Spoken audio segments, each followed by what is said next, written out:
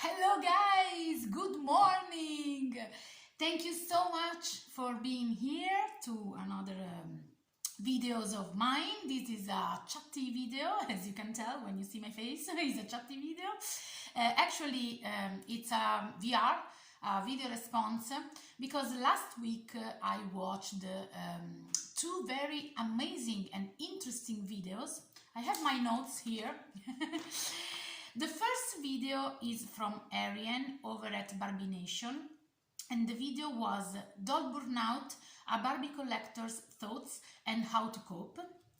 And the second video was from Candy over at Tinysoulwhisper, Do Our Dolls Really Spark Joy? They are two of my favorite YouTubers, doll collectors, and actually these videos were very deep, in my opinion. Of course, here I have all the topics that were touched by them. Before starting, of course, I'm not a therapist. I'm anybody to say something to you guys. I'm just your I'm your Italian friend, just willing to share, her thoughts. About doll burnout or doll collection, generally speaking. But actually, before starting to comment their topics, of course, I thought a lot about my way of collecting dolls, because of course I started very recently, so this can be maybe helpful to all of the collectors who are starting right now, or are at the very beginning of their collecting journey. I'm not say again why did I start and why do I collect dolls now. I already shot some videos about those topics, but you have to know that I started last year in autumn, fall of 2023, and of course when I started I was like, okay, I'm buying everything all together, let's party. But of course I had immediately to face some issues of my way of starting collecting dolls.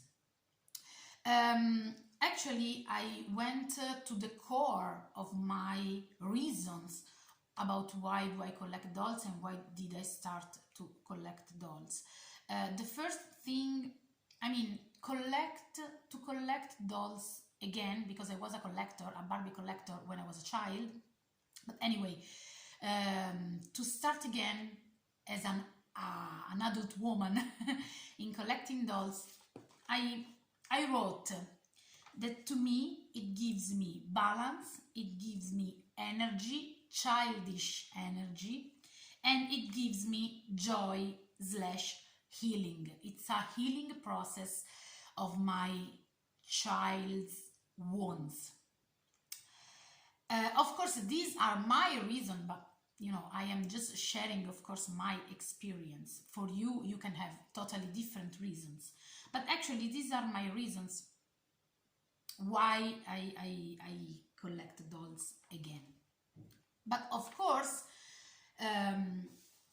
the core of collecting dolls is that it's time spending and it's energy spending. So when I started, I am a grown-up woman with a family, with a job, with a house, with a lot of responsibilities and blah blah blah. So when I started, I asked to myself, do I really want to spend time and energy in doing this?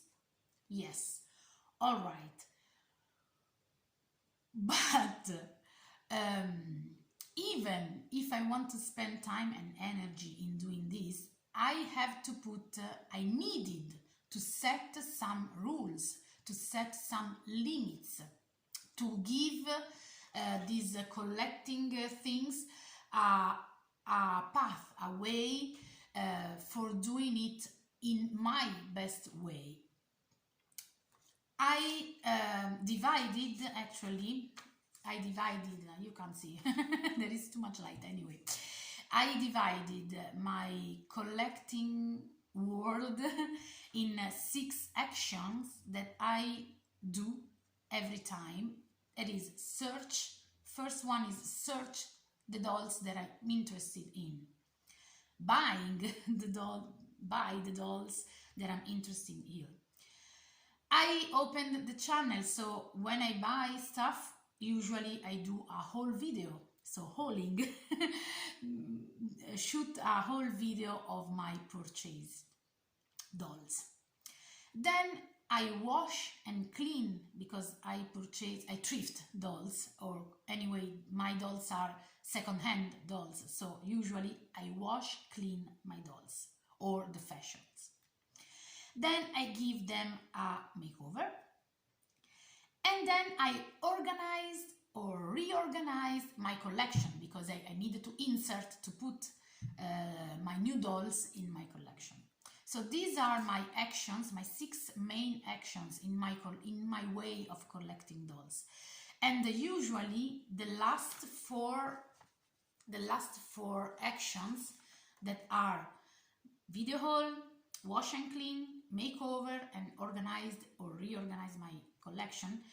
These 4 actions consists of a break time from buying. And this allows me to, it's a cycle. It's a cycle, and this allows me to enjoy what I bought in past, and play with my new dolls, and not to buy other stuff. Why did I put these kind of rules? Because otherwise, if I don't do this, I have the burnout that Barbination talked about. Burnout, it means feeling overwhelmed because maybe I bought too many dolls or too many stuff. Feeling a victim of space consuming. Of course, I'm going to talk about every of this topic. So being a victim of space consuming, physical and mental. Having FOMO, fear of missing out. Have shame or anxiety. So this way of thinking with my 6 actions gives me some breath, gives me some time to, because time is the most precious things that we have, is the most precious thing that we have. So I don't want to waste my time. So having a cycle in my way of collecting dolls, it gives me breath and the correct time schedule to enjoy my collection and to enjoy my way of collecting dolls. And actually, other rules that I did set for myself, that I did decide to have when I started collecting dolls, is like narrowing down my collection. What do I mean? I decided, starting rules, I decided to collect just Barbie's dolls and Polly Pocket toys. So my 2 mains for now. I'm not saying that I won't changing ever, but these are my starting rules.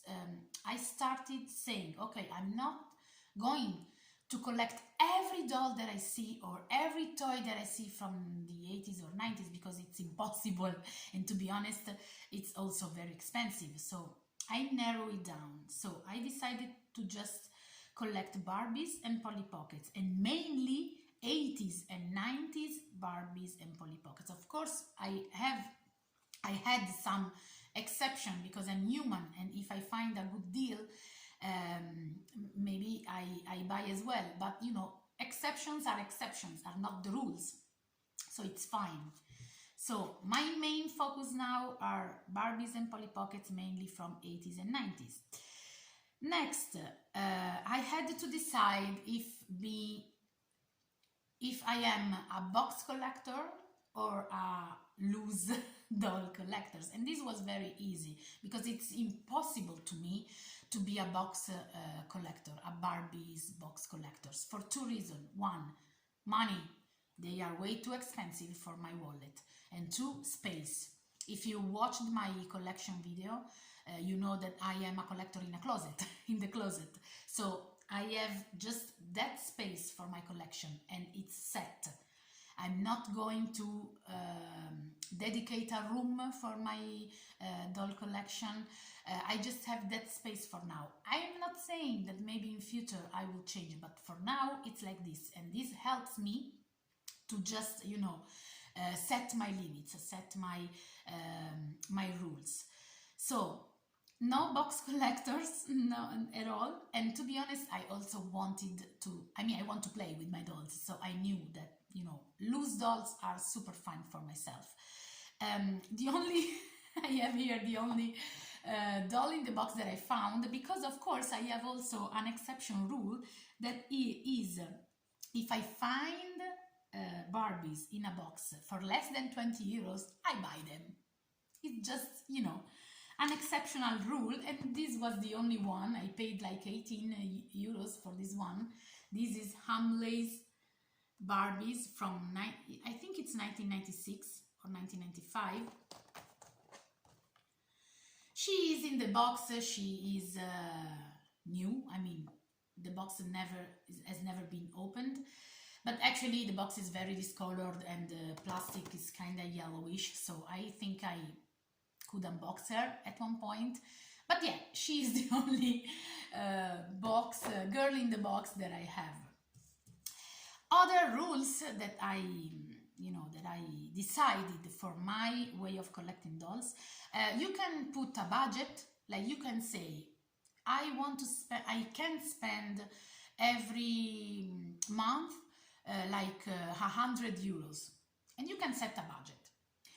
I decided to not set a budget, a monthly budget, or you know, a year budget for my dolls, but I have some rules. I put 1 to 3 euros for random dolls. So if I am going to buy random dolls which I don't recognize, or maybe they are all together, you know, I don't want to spend more than 3 euros per dolls.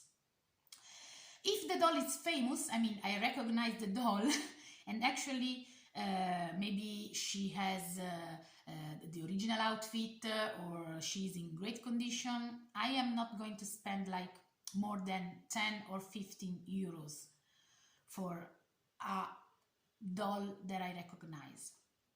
And I am not going to spend more than 40 euros for a rare doll, like for a very collectible, precious doll. So these are for now, these are my budget rules. Then the doll has to be, I mean, of course, here we have exceptions too, but the doll must be in good conditions. You have really, I buy mostly online because, to be honest, I don't have like a lot of thrifting stores or shops, and I don't have a flea markets here, so it's very hard to find dolls like that I can touch at the moment of buying. So I buy mostly online, but online it's a jungle, guys, so you have to be very patient and you have to be very careful.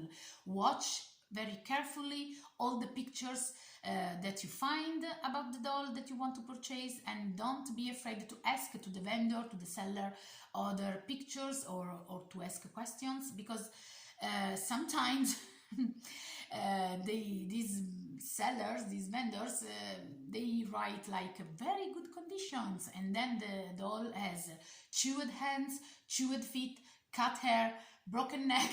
So you tell, okay, what are the really good conditions here? So be very careful. And the other rule that I mean, sometimes like this girl, she has kind of a chew a little bit of a chew hand, but I paid 3 euros. So, and she had a very nasty, bird's nest hair. So it was a mess to restore her, to just giving them a proper makeover. But you know, she was 3 euros. So it's always a compromise. Of course, the less you spend on your doll, the more you have to work on the doll. And the more you spend on the doll, of course, it should guarantee that the doll is quite in good condition. Not always, be careful, not always, but more or less the rule is like this. It's alright if the doll is not complete. I struggled a lot at start, especially because I wanted, you know, I wanted the doll like super complete. And I was like, look, girl, you can't expect an 80s doll, a girl from the 80s, like in mint condition, in perfect condition. It's almost impossible. So my dolls are not complete, but it's fine, it's fine. And usually, if I don't recognize the doll, it's a no, unless it is very cheap. I'm not going to spend like 10 euros or 15 euros for a doll that I need to recognize after, and maybe it's like a budget line fashion play Barbies. I mean, there are a lot of those, to be honest, from the 80s, and they are not very rare. So no, to me it's a no. I bought her for 8 euros. I still have to recognize her, to be honest. I think it's like a Sun doll from the 80s, but no, I did it once. I learned, because I have to say that I did all of these things, and of course, you know, the only way to learn sometimes is to go wrong in some way, and then you learn, okay, all right. And this reconnects me to Barbination Barbination's video, Harriet's video.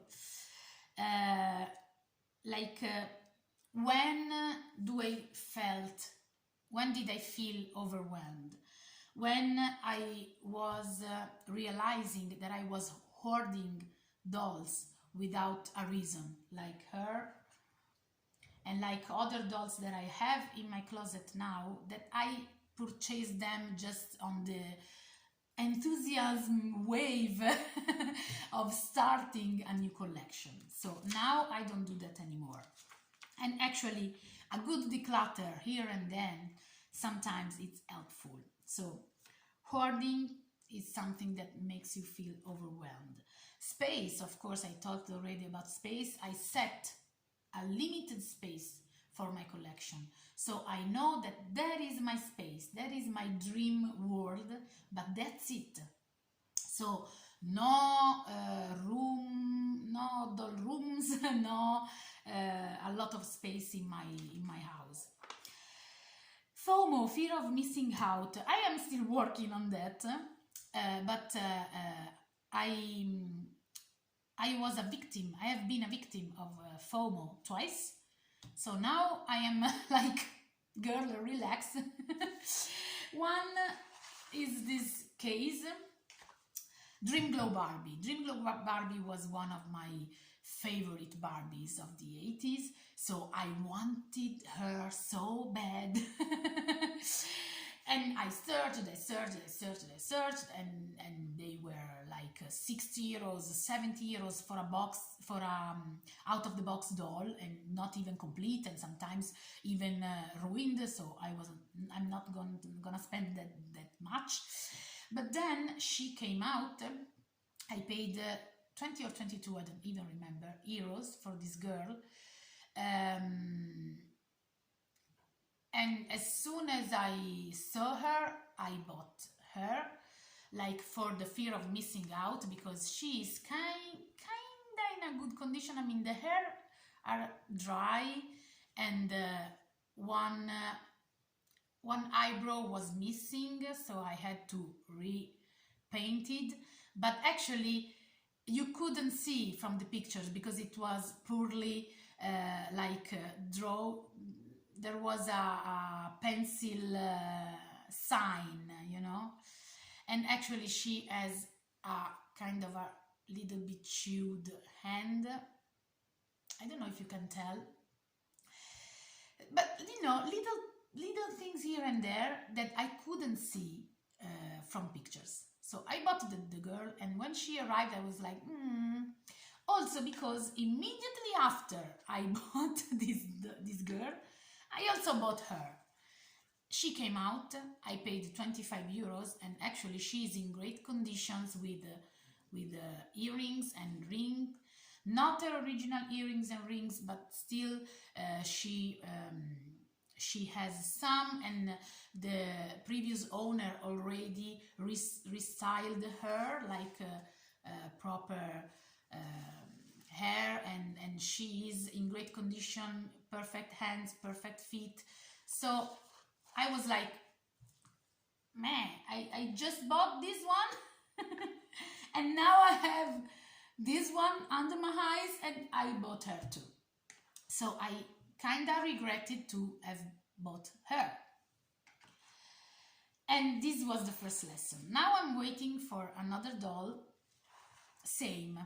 I bought that doll because the price was very cheap, was fair, because she is kind of a rare doll. And immediately after I bought that doll, another one came out in better condition, similar price. So I was like, I did not buy the other doll. I'm still waiting for the one that I bought. But I was like, okay, I'm not going to do this again. Now I want to buy another doll. Now I am in my relaxed, in my phase of no buying. No buying phase for now. But now I have in my mind for my birthday to buy another kind of rare doll. But now I'm just looking online, and I am telling myself, look, there is a doll of that, you know, there is that doll that you are searching for, that is for you. It's out there. It's for me. I know she's there for me. And when it will be the time that we will meet, it will happen. It simply will happen. So I'm not going to, you know, just buying buying by whim, on a whim, or impulse buying. I'm not going to do that anymore, because it's time, it's energy consuming, it's time wasting, and to be honest, it's like it creates anxiety to me. So sometimes another good hint by Barbination is to just I shut off my phone. I just, no Vinted, no eBay, no nothing. Sometimes I just pass like days without checking anything online, because I need some time to breathe. And so we talked about FOMO. Oh, another girl that I bought under impulse buying, like under FOMO, but actually I did not regret. It's a 1977 original superstar Barbie. She was 40 euros, naked, but in good condition, because hands are fine, feet are fine, everything is fine. So, and when I saw her, I was like, okay, no, I need her. It was my Christmas gift for myself, by myself, for myself. And but in this case, it was a good, it has been a good purchase. And yeah, okay, all right. If you hear something out there, it's fine. It's a video of mine, you know. And anyway, so fear of missing out, all right. Budget control, we talked about what I do. You can set, you can limit a budget if you wish, if it helps you. I'm not doing that, but I have my rules, you saw. And let's talk about shame and anxiety. Shame and anxiety. When I started collecting dolls, I felt ashamed. Yes, guilty. Why? Because we always think that toys are for children and not for adults. So there is a society rule that if you play with toys, you are not a grown-up or responsible human being. This is bullshit. In my opinion, this is a great bullshit. And I think that if all adults could play with toys at least once a day, the world would be a better place. And in my dream world, it would be full of toys clinic, toys hospital. Why? Because we need to connect with our inner child. We need to connect with the child that we were. We need to connect with our childish strength, childish view of the world, childish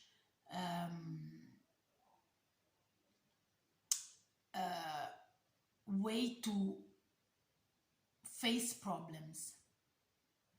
I mean, we are, of course, we are adults. We face life every day. And life is hard. Life is hard. It's full of responsibilities. It's full of tasks. It's full of, you need to do this, you need to do that, you need to pay bills, you need to work, you need to do something. And when we were children, we were kind of free from these things. So sometimes to feel that way of living, I think it's helpful in some way. I think it's stress, it frees from stress and from thoughts. Sometimes we need to relax. I mean, we are not all the same, and not all people play with toys, but still, I think that if we all can find a hobby that really free us from stress and anxiety and all of these things, adult things, because stress and anxiety are adult things, we will live very much better. It's randomly speaking, guys, I'm sorry, I'm just, but it's a thing of mine. I think this, and so we need to, I think that we need to reconnect, to have a link with our inner child, with our inner way, with the child that we were. And if we think, I mean, toys for children are meant to develop their creativity, their fantasy, their way of to develop relationship. So why can't be different for adults? So to be honest, when I think about shame or anxiety, I think to these things, and shame is gone, because why do I have to apologize? Because I am enjoying my childhood, I am enjoying my 80s, I am going back to my 80s, I'm going back to a place, to a happy time, a happy place where I was happy. So it's balance, energy, and joy, and healing. That's it for me. All right, guys, it's 30 minutes that I'm talking. I hope this video is, I don't know, I think it's helpful for someone of you. And the last thing that I want to say is to reconnect with Candy. at Tinysoulwhispers, over at Tinysoulwhispers channel, do our dolls really spark joy? It is better to have a curated collection, or just put all the dolls there and enjoy what we have. It's up to you. I think it's up to you. I do prefer to have a curated collection. That's why I did put some rules.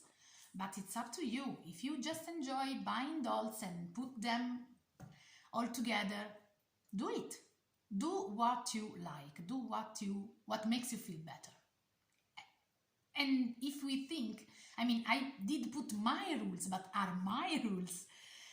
There are no rules for all of the world. You put your rules, as I did with myself. But the last thing that I wrote here is be grateful. Let's be grateful for what we have and for what we are, and love what we are and what we have, because it's still a hobby. So don't charge, you know, it's a hobby. Don't charge too much pressure or other, you know, weights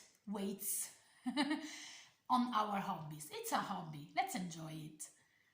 So yeah, these are my thoughts of today. I hope I talked randomly, so I hope this makes sense to you. I, of course, thank you so much, Arian over at Barbination and Candy over at Tinysoulwhispers, for their amazing videos. Go watch them, because they are amazing. Thank you so much, and we will see each other in the next video. Bye.